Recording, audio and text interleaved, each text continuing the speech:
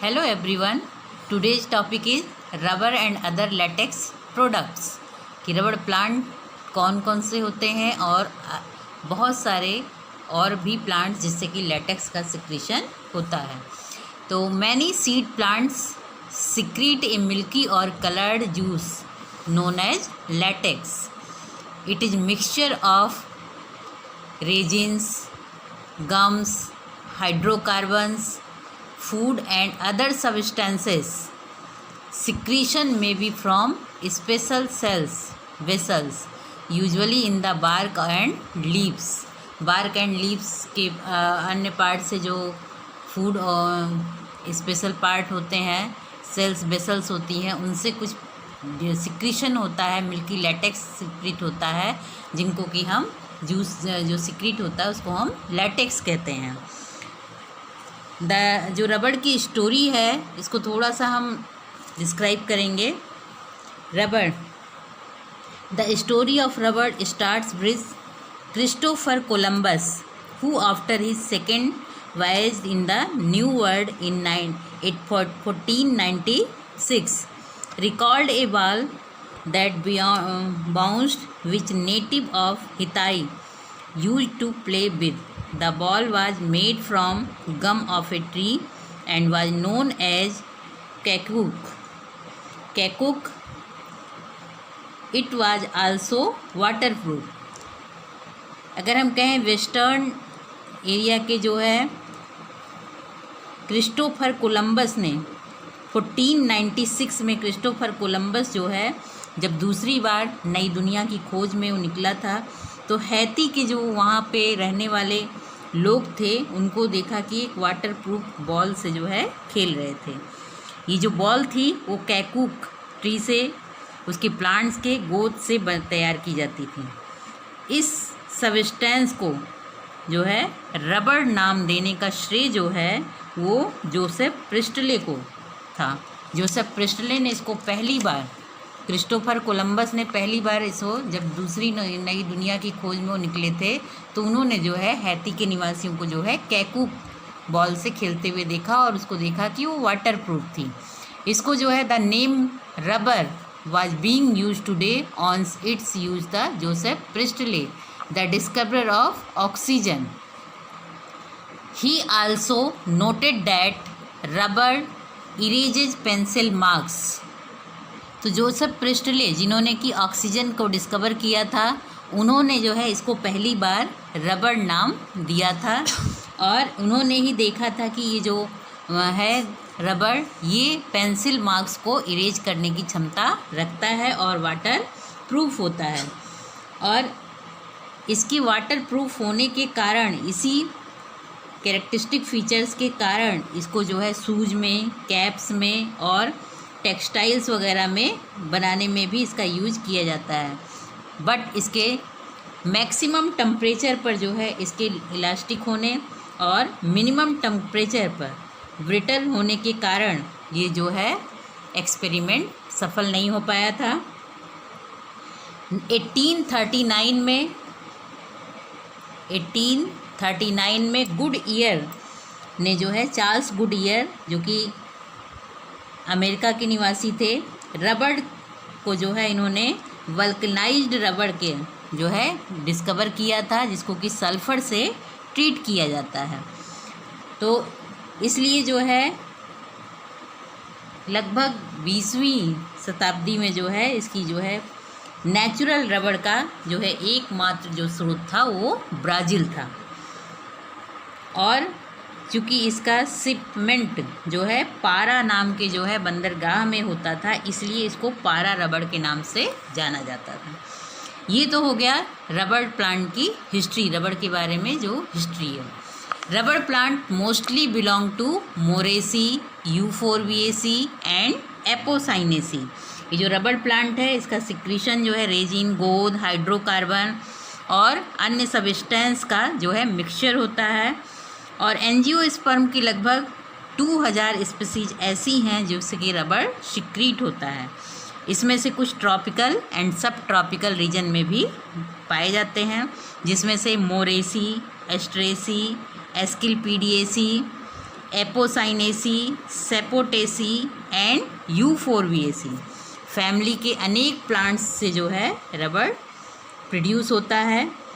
Commercially जो है Euphorbiaceae family का यूफोरबिया ब्रेसिलियंसिस जो होता है सबसे अधिक जो होता है इम्पॉर्टेंट होता है, क्योंकि ये जो है वर्ल्ड प्रोडक्शन का लगभग 90% रबड़ जो है इसी प्लांट से प्राप्त होता है।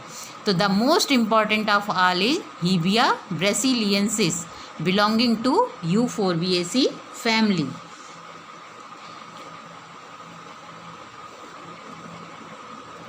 Euphorbiaceae family it is commercially used रबड़। कमर्शियली रूप से इनका हीबिया ब्रेसिलियंसिस प्लांट का यूज किया जाता है, क्योंकि वर्ल्ड प्रोडक्शन का लगभग 90% जो होता है रबड़ इसी प्लांट से पाया जाता है।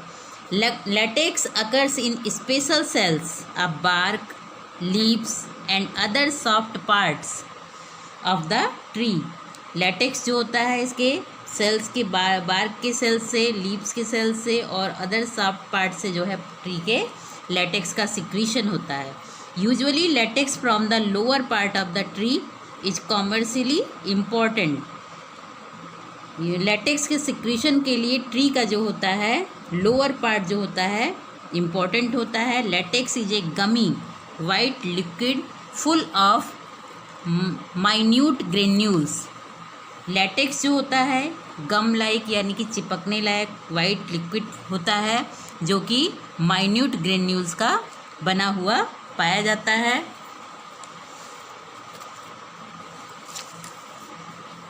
It does not have any function in healing of wounds। इसके जो है ये किसी भी तरह की हीलिंग फंक्शन वाउंड्स की नहीं दिखाता है। It how ever serves the function of protection, nutrition, transport of material और एज ए फ्लूइड रिजर्वायर।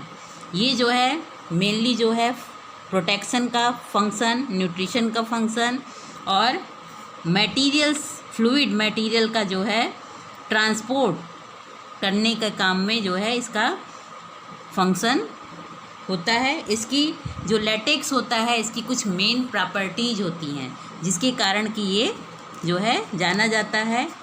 इसी कारण इसका जो है कॉमर्शियल लेवल पर इसके लेटेक्स का यूज किया जाता है। रबड़ जो होता है इलास्टिक होता है, फ्लेक्सिबल होता है, इलास्टिक, फ्लेक्सिबल, एयर टाइट और वाटरप्रूफ होता है। लॉन्ग लास्टिंग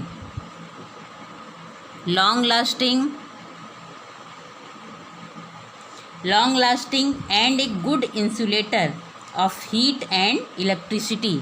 और ये जो रबड़ होता है ये इलेक्ट्रिसिटी का बहुत ही अच्छा जो है इंसुलेटर होता है हीट और इलेक्ट्रिसिटी का। केमिकली जो होता है it is made of macromolecules built from simple chemical units by polymerization. इसमें जो होता है माइक्रोमॉलिक्यूल्स जो होते हैं जो केमिकली इसमें माइक्रोमॉलिक्यूल्स से बने हुए होते हैं, जिसमें कि सिंपल केमिकल यूनिट्स होती है पॉलीमेराइजेशन के through, mostly in the presence of suitable catalyst. ये जो होते हैं पॉलीमर चेन की व्यवस्था जो होती है इसमें अनियमित होती है और ये इसका एक कैरेक्टरिस्टिक फीचर है और इसी के कारण इसमें जो होता है इलास्टिसिटी का गुण पाया जाता है। तो it's characteristic property of reversible extensibility result from the randomly confined arrangement of the long polymer chains and extension. The chains are distorted but like a spring they revert to linked arrangement upon the removal of stress। यानी कि हम कह सकते हैं कि रबड़ जो होता है एयर टाइट, वाटरप्रूफ, रेजिस्टेंट होता है, लचीला होता है, फ्लेक्सिबल और इलास्टिक सब्सटेंस है।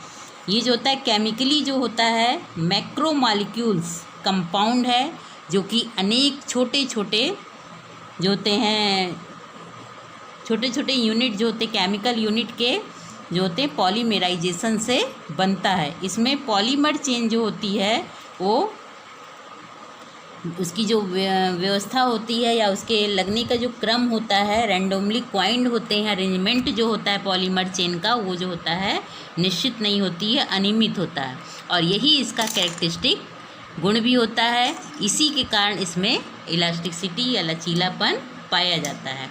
अब इसकी प्रॉपर्टी में दो तरह की प्रॉपर्टी होती है, फिजिकल प्रॉपर्टी और केमिकल प्रॉपर्टी। फिजिकल प्रॉपर्टी में सॉफ्ट और ट्रांसक्यूलेसेंट होते हैं 20 डिग्री सेंटीग्रेड तक और टेम्परेचर जो है 0 से 10 डिग्री सेंटीग्रेड पर ये जो होते हैं हार्ड और ऑब्क्यू होते हैं। तो इसमें जो फिजिकल प्रॉपर्टी होती है, फिजिकल प्रॉपर्टी जो natural rubber is soft and translucent at 20 degree centigrade at temperature from 0 to 10 degree centigrade it is hard and opaque. It lose elasticity and becomes sticky at temperature above 25 degree centigrade. Rubber is insoluble in water but dissolved in either chloroform, carbon disulfide, benzene, naphtha etcetera. इसमें जो है natural रबड़ जो होता है मतलब कि normal temperature पर सॉफ्ट होता है, ट्रांसल्यूसेंट होता है और 0 से 10 डिग्री टेम्परेचर पर जो होता है ये जो होता है बहुत ही हार्ड होता है और ऑब्क्यू मतलब कि अपारदर्शी होता है। मैक्सिमम टेम्परेचर जो होता है इसका, मैक्सिमम टेम्परेचर पर इसका इलास्टिसिटी का जो गुण होता है वह पूरी तरह से समाप्त हो जाता है और यह चिपचिपा टाइप का हो जाता है यानी कि स्टिकी हो जाता है। और ये वाटर में जो होता है, वाटर में इनसॉल्युबल होता है बट ऑर्गेनिक सॉल्वेंट्स जैसे कि क्लोरोफॉर्म है, कार्बन डाइसल्फाइड है, बेंजीन है, नेफ्था है, इनमें जो होता है ये पूरी तरह से सॉल्युबल पाया जाता है। तो it remains unaffected when treated with alkalines and weak acids. In a solvent, it swells and then finally goes into solution.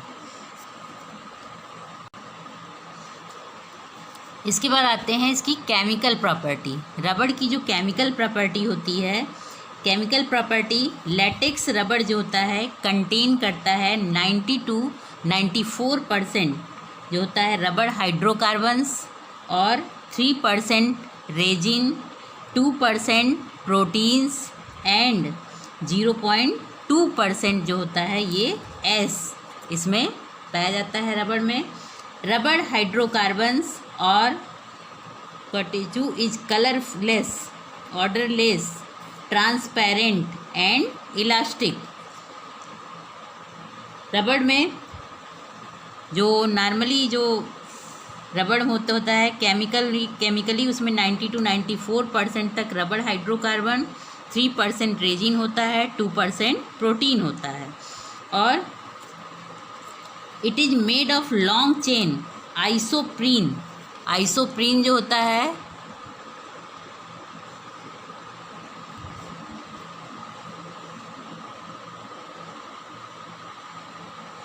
Isoprene जिसका कि isoprene unit connected end to end यानी कि इसमें जो इसकी मेन जो इकाई होती है वो आइसोप्रीन है और इस प्रकार जो है रबड़ हाइड्रोकार्बन जो है आइसोप्रीन के पॉलीमर होते हैं।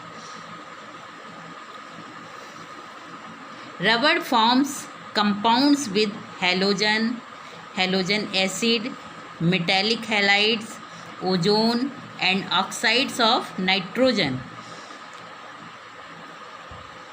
Rubber is oxidized by nitric acid, potassium permanganate and hydrogen peroxide at high temperatures and pressures. Hydrogenation aided by a catalyst produces fully saturated hydro rubbers. यानी कि हम कह सकते हैं कि रबड़ की जो इलास्टिसिटी का जो कैरेक्टर होता है या उसका लचीलापन होता है इसी आइसोप्रीन के कारण होता है। रबड़ जो होता है अनेक जो केमिकल होते हैं जैसे कि हैलोजन एसिड, ओजोन, नाइट्रोजन के ऑक्साइड्स और उनके जो होते हैं कंपाउंड्स वो जो होते हैं उससे केमिकली बनते हैं। नाइट्रिक एसिड, हाइड्रोजन परऑक्साइड व पोटेशियम परमैंगनेट से इसका जो है ऑक्सीडेशन हो जाता है।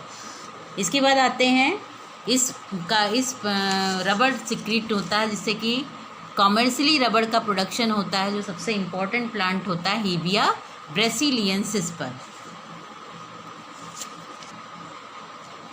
पारा रबड़ जिसको कि हीबिया रबड़ कहते हैं और ये इसका बॉटनिकल नेम होता है हीबिया ब्रेसिलियंसिस।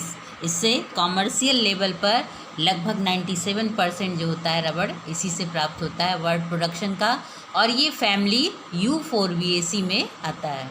तो प्लांट हीबिया ब्रेसिलियंसिस फैमिली U4VAC से है जिसके लेटेक्स से जो होता है हीबिया रबड़ या फिर पारा रबड़ बनता है। ये सबसे कॉमर्शियल लेवल पर सबसे इम्पॉर्टेंट प्लांट है जिससे कि रबड़ का प्रोडक्शन किया जाता है। ये जो होते हैं रबड़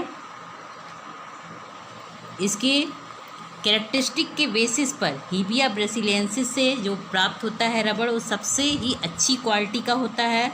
इसमें रबड़ हाइड्रोकार्बन का जो परसेंटेज होता है वो सबसे अधिक होता है। इससे जो लैटेक्स मिलता है वो वाइट और लाइट येलो रंग का होता है लैटेक्स। इसका बॉटनिकल कैरेक्टरिस्टिक्स फीचर जो होते हैं हीबिया ब्रेसिलियंसिस के, the tree is a native of southern branches of Amazon river in the south of Africa. The rubber tree is hardy, tall, quick growing, reaching 60 to 140 feet in height। 160 से लेकर के 140 feet की ऊंचाई तक ये ट्री पाए जाते हैं। With a straight trunk producing branches above 10 to 15 feet from the around, a spreading or leafy canopy is formed। About 99% of the natural rubber produced in the world comes from Hevea brasiliensis, though about 10% species of Hevea are known, and natural rubber is found in the latex of several plants belonging to 79 families including 311 genera and 895 species of 895 species। हीबिया ब्रेसिलियंसिस का जो plant होता है बहुत ही well branched होता है, बहुत तेज़ी से ग्रो करने वाला होता है, बहुत ही हार्ड प्लांट होता है। इसकी जो लेंथ होती है लगभग जो होती ऊंचाई जो होती हाइट होती है 20 मीटर तक इसके होती है, और इसके जो स्टेम की मोटाई होती है वो होती है 2 से 3 मीटर तक, और इसमें लगभग जो ब्रांचिंग होती है 4-5 मीटर के ऊपर से होती है। लीव्स जो होती हैं वो ट्राईफोलिएट होती हैं और कंपाउंड लीव्स होती हैं। फ्लावर जो होते हैं इसके बॉटनिकल कैरेक्टरिस्टिक में फ्लावर जो होते हैं वो स्मॉल होते हैं, ग्रीन कलर के होते हैं और बहुत ही एरोमेटिक होते हैं और यूनिसेक्सुअल होता है, और इसमें रेसिमोस टाइप का इन्फ्लोरेसेंस पाया जाता है। इन्फ्लोरेसेंस में जो मेल फ्लावर होते हैं वो नीचे की ओर होते हैं और जो फीमेल फ्लावर होते हैं वो ऊपर की ओर लगे हुए होते हैं। फ्रूट जो होता है वो कैप्सूल होता है, और इसका जो कैप्सूल में जो सीड होता है एक सीड पाया जाता है, और मैच्योर होने पर फ्रूट का जो डिहिसिंग होती है वो एक्सप्लोजिव मैकेनिज्म के थ्रू होती है। यानी कि हम कह सकते हैं कि Hevea brasiliensis is also known as Para rubber for the first collections were from Para district of Brazil, इसीलिए इसको पारा रबर कहते हैं। From Brazil to seeds were brought to India and Sri Lanka by Shri Henry Wickham through the Kew botanical garden in 1876 में। 1876 में जो है royal बॉटेनिक garden में जो है इस रबड़ को ब्राज़ील से जो है इंडिया और श्रीलंका में श्री हेनरी विकम ने जो है क्यू गार्डन से लाए थे। The plantations were successful in Sri Lanka and from these they spread to India, Burma, Malaya, Indonesia, Indo China and other parts of South East Asia where extensive plantations have now been established. तो इसकी botanical उसमें जो होता है ये बहुत hard होता है, बहुत तेज़ी से ग्रो करने वाला होता है, बेल ब्रांच होता है, बहुत हाइट इसकी 20 मीटर तक होती है और स्टेम की मोटाई 2-3 मीटर तक होती है। ब्रांचिंग जो है 4-5 मीटर के ऊपर से होती है और लीफ जो है इसकी स्टॉक्ड होती है, यानी कि पेडिसिलेट होती है। और पेडिसिलेट होने के साथ साथ ये कंपाउंड लीफ और ट्राईफोलिएट होता है। फ्लावर छोटे छोटे होते हैं, ग्रीन कलर के होते हैं और यूनिसेक्सुअल होते हैं। मेल अलग होता है और फीमेल अलग। इसमें रेसिमोस टाइप का इन्फ्लोरेसेंस पाया जाता है। इसमें जो मेल फ्लावर होता है नीचे और जो फीमेल फ्लावर होता है ऊपर की ओर होते हैं। फ्रूट कैप्सूल होता है जिसमें इस अंदर एक सीड होता है और मैच्योर होने पर एक्सप्लोजिव मैकेनिज्म के थ्रू जो होता है ये डिहिसेंट होता है। इसके बाद इसका रबड़ प्लांट को ग्रो करने के लिए किस टाइप का क्लाइमेट और सॉइल की आवश्यकता होती है। क्लाइमेट एंड कल्टीवेशन ऑफ रबड़ प्लांट, कल्टीवेट करने के लिए क्लाइमेट में किस टाइप की सॉइल आवश्यक होती है। हीबिया जो होती है, ये हीबिया का प्लांट जो है, the plantation require a well distributed rainfall of 180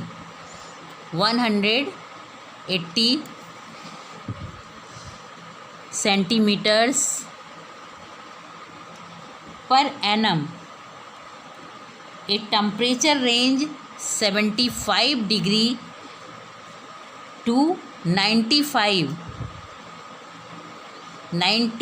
degree Fahrenheit तक टेम्परेचर की आवश्यकता होती है। हाई एटमॉस्फेरिक ह्यूमिडिटी और हाई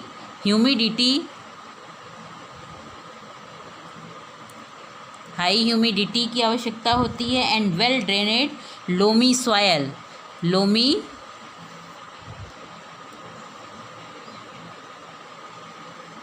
लोमी सॉयल इसके लिए आवश्यक होती है।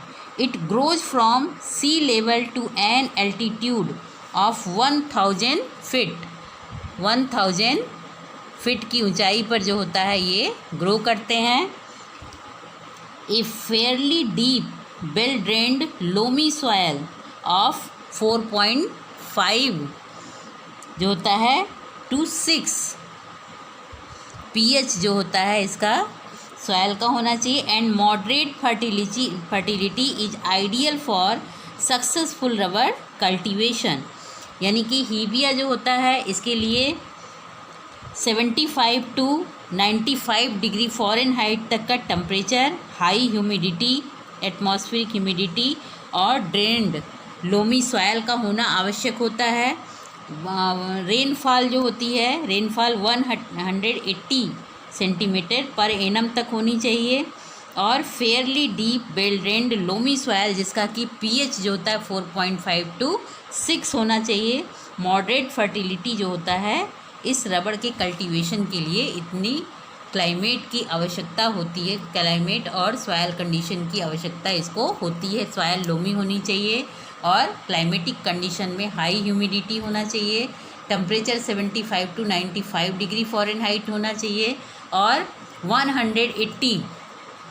180 जो है सेंटीमीटर पर एनम रेनफॉल होनी चाहिए, तभी जो है ये प्लांट तेज़ी से ग्रो करता है। टैपिंग, रबड़ की टैपिंग जो होती है यानी कि रबड़ का निकालना, वो प्लांट के 6 to 7 ईयर्स के जब हो जाते हैं प्लांट्स, तब इनकी टैपिंग की जाती है, यानी कि उनका रबड़ का जो है निष्कासन किया जाता है। बट जो 10 to 12 ईयर्स के प्लांट्स में जो पूरी पैदावार होती है, इसका प्रोडक्शन होता है 10 से 12 साल का समय लगता है। और कमर्शियल पर्पस से जो है प्लांट की जो लाइफ स्पैन है वो 25 to 30 वर्ष की होती है। अब रबड़ की टैपिंग एंड प्रोसेसिंग, सबसे पहले आते हैं टैपिंग एंड कलेक्शन पर, यानी कि उसका कैसे रबड़ का सिक्रीशन जो होता है उस लैटेक्स को कैसे हम निकालते हैं और कलेक्ट करते हैं। तो tapping and collection, latex is present in small cells situated just below the tree's outer bark. The latex is collected from them by tapping, by cutting a thin disc about 2 millimeter तक cut करते हैं of the bark. This is a specific method and only trained natives are employed for this purpose, यानी कि जो इसमें बहुत ही पूरी तरह से निपुण होते हैं इस कार्य को करने के लिए, जो वहाँ के लोग होते हैं जो बहुत अच्छी तरह से कर पाते हैं, वही जो है इस टैपिंग की प्रोसेस को करते हैं। The tree is tapped at the level of 3 feet above the ground level by cutting several short and downward 30-degree plane like incisions in the bark with a special knife. Inner bark is comparatively rich in the latex vessels. Bark is therefore cut as close to the wood as possible to obtain maximum yields. The cuts do reach the latex vessels in the cortex, do not injure cambium. The tapping are generally made in the mornings because latex flows more easily before day temperature begins to rise. To collect this exudating latex, cups are placed below incisions. Many successive tappings are made by new incision made slightly below the previous one.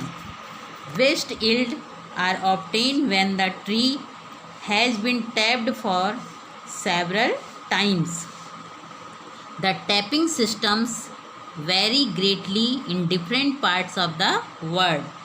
यानी कि जो tapping की जाती है, यानी कि latex का जो निकाला जाता है और उसका कलेक्शन किया जाता है, उसकी जो मेन प्रोसेसिंग होती है वो होती है हीबिया के जो स्टेम जो नीचे ग्राउंड लेवल से 1 मीटर की ऊंचाई पर लगभग 50 सेंटीमीटर मोटे हों, उन्हीं प्लांट से जो होता है रबड़ की टैपिंग के लिए वो तैयार होते हैं। और रबड़ की सबसे अधिक मात्रा जो होती है वो जो होती है बार्क की, पतली बार्क जो होती है उसकी लैटेक्स वेसल्स में होती हैं। इसलिए जो होता है इसके लिए एक स्पेशल टाइप का नाइफ या चाकू जो होता है पतला होता है, उससे चीरा लगा करके उस जो बार्क होती है उसको काटा जाता है। क्योंकि हीबिया में लैटेक्स वेसल्स जो होती हैं वो एकदम सीधी नहीं होती हैं बल्कि वर्टिकल उसमें होती हैं, ना हो करके सर्पिल में होती हैं, यानी कि इस टाइप की लैटेक्स वेसल्स होती हैं। अतः इसमें जो चीरा लगाते हैं, इंसिजन करते हैं, वो ट्रांसवर्स या फिर जो है एलएस ना काट करके इसमें जो मतलब इंसिजन करते हैं वो 30 डिग्री के एंगल पर तिरछा लगाया जाता है। और इस इंसिजन्स की मोटाई जो होती है 1 से लेकर के 1.5 मिलीमीटर तक होती है। मतलब कि नॉर्मली जो होता है एक बार में स्टेम के एक तरफ ही जो होता है निश्चित मतलब कि अंतराल पर जो होते हैं इसमें इंसिजन या चीरा लगाया जाता है। और कभी कभी चीरा जो है इंसिजन जो है वी आकार में भी लगाया जाता है, जिससे कि क्योंकि जो लैटेक्स की वाहिकाएं होती हैं, लैटेक्स वेसल्स होती हैं, वो सर्पिल क्रम में होती हैं, इसलिए या तो 30 डिग्री एंगल पर चीरा लगाया जाता है या फिर चीरा को बी शेप में भी लगाया जाता है।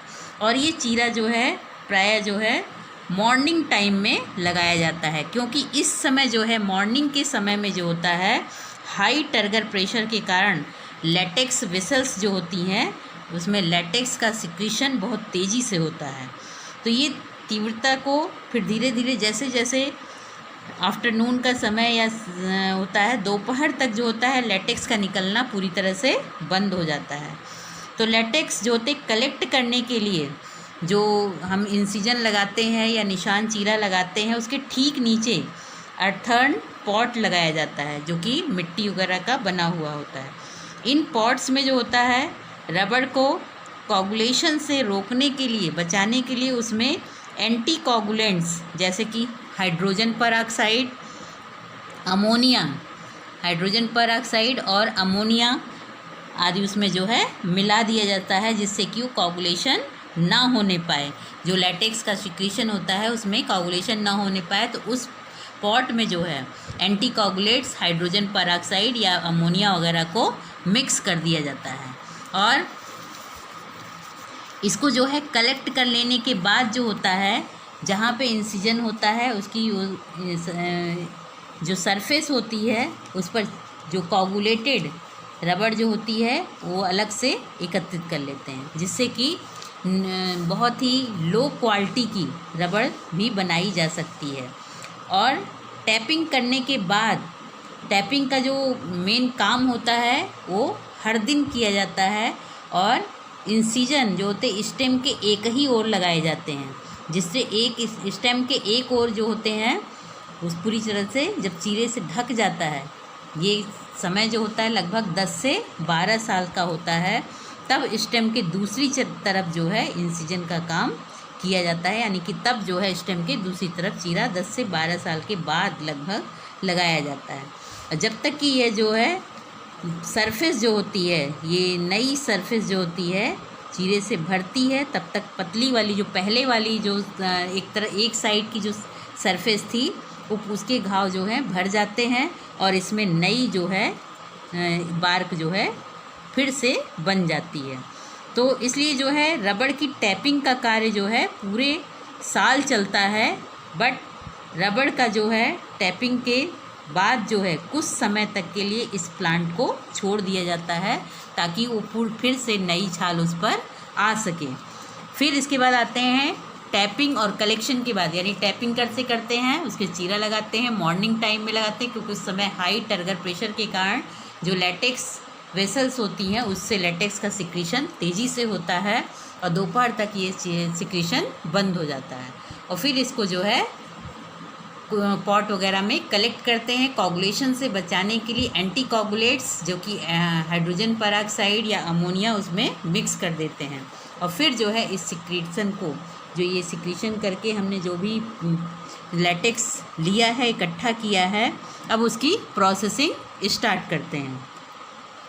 प्रोसेसिंग में क्या करते हैं कि प्रोसेसिंग में लैटेक्स इज ए वाइटिश और yellowish milk like colloidal emulsion containing about 33% of dry रबड़, जिसमें कि 33% ड्राई रबड़ जो होती है।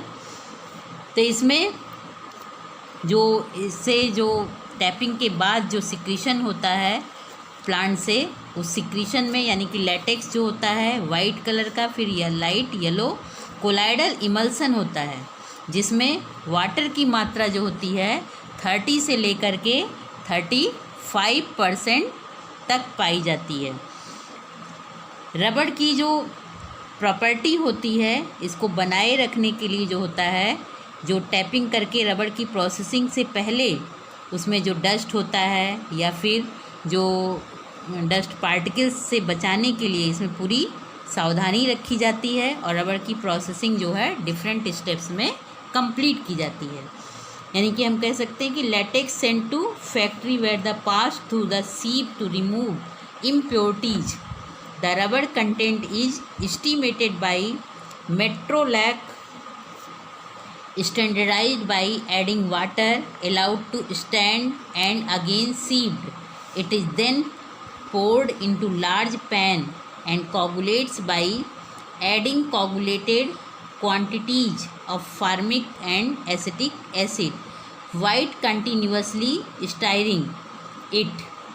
Coagulated white mass is taken out, washed to clean and water squeezed out by passing it through the rollers.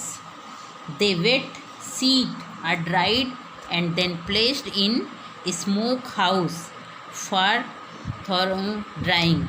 Later various forms of rubber and manufactured from the sheet rubber.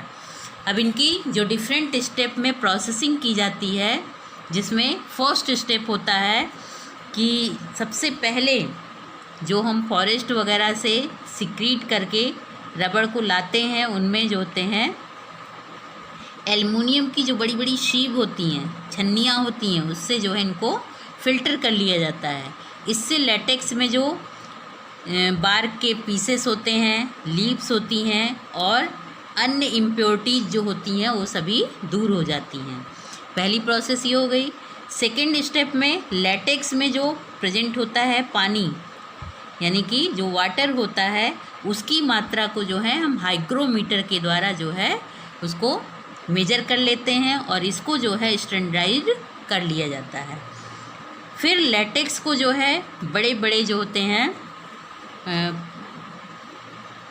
बड़े बड़े pot वगैरह में या उसमें डाल करके जो है कोगुलेट्स किया जाता है। इसके लिए लेटेक्स में फार्मिक एसिड और एसिटिक एसिड को जो है कोगुलेटिंग एजेंट्स के रूप में मिलाया जाता है। इस प्रोसेस में जो है जो मिक्सचर होता है, इसको लगातार हम स्टार्ट करते हैं, यानी कि हिलाते रहते हैं। फिर नेक्स्ट स्टेप में जो कोगुलेटिंग रबड़ को जो फिर वाटर से वॉश किया जाता है और फिर इसे रोलर से दबा करके पूरी तरह से निचोड़ लिया जाता है ताकि इसमें से जो पानी है वो पूरी तरह से निकल जाए। इससे जो रबड़ हमको मिलता है उसको मशीन के द्वारा, जो मशीनों द्वारा रोलर चलते हैं, उसमें डाल करके सीड के रूप में बना दिया जाता है। और नेक्स्ट स्टेप और लास्ट स्टेप होता है रबड़ की सीट को सुखाने के लिए जो होता है स्मोक हाउसेस में रखा जाता है। इस रूम्स में जो होता है टेम्परेचर जो होता है लगभग 50 डिग्री सेंटीग्रेड तक होता है।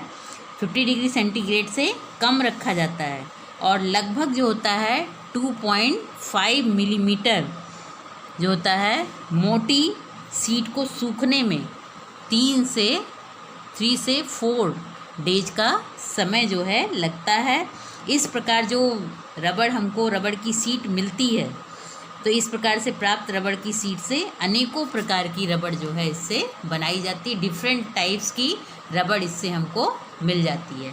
तो ये मेन प्रोसेसिंग के स्टेप्स हैं जिसको कि हम कहते हैं प्रोसेसिंग।